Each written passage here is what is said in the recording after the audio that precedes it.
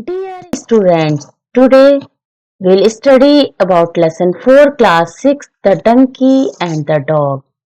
बच्चों आज हम इस चैप्टर में एक डंकी यानी कि एक गधे और डॉग यानी कि एक कुत्ते के बारे में जानेंगे।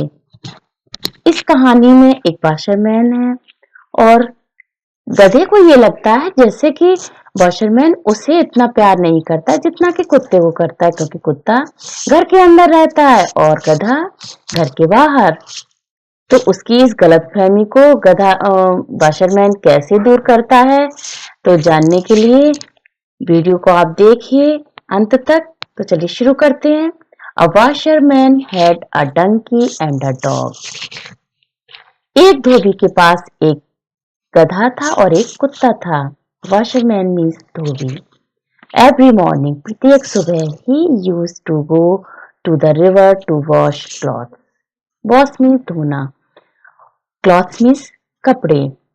और प्रत्येक सुबह वह कपड़े धोने के लिए नदी पर जाया करता था। The donkey used to carry the load of cloth. और जो डंकी था, गधा, कपड़ों के बोझ को ले जाया करता था। He used to live in a shed outside the master's house. और अपने मालिक के घर के बाहर शेड में वह रहता था। And the dog used to stay inside the house the whole day long.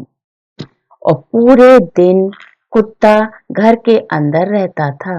In the evening, शाम को, the dog used to feel happy to see his master. शाम को कुत्ता अपने मास्टर को, अपने मालिक को देखकर खुश हो जाया करता था।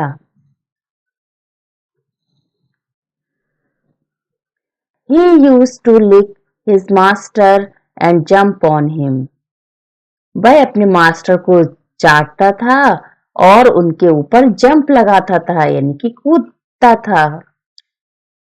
The master used to lift the dog in his arms. और उसे मास्टर यानी मालिक अपने हाथों में उठाकर, अपनी बाहों में लेकर and take him inside the house. उसे घर के अंदर ले जाया करते थे, उसे गोद में ले लेते थे और घर के अंदर ले जाते थे। Seeing this, और ये देखकर the donkey also wanted to live in the house. और ये देखकर डंकी का भी मन होता था कि वो भी घर के अंदर रहे। Maybe if I also jump on him like the dog, he will surely lift me too in his arms and carry me inside the house. हाँ, ये संभव हो सकता है कि अगर मैं भी उनके ऊपर डॉग की तरह जंप करूं, तो श्योरली वो भी मुझे अपनी गोद में उठा लेंगे, अपनी बाहों में भर लेंगे और घर के अंदर ले जाएंगे। ये सब सोचना किसका था? डंकी का। द डंकी थॉट, डंकी ने सोचा। द नेक्स्ट इवनिंग, अगली शाम, the donkey went inside the house. और जब अगली शाम हुई तो डंकी घर के अंदर चला गया। He jumped on his master and began to lick him. और वो भी डॉग की तरह ही वैसे ही अपने मास्टर पर कूदा और उन्हें चाटने लगा।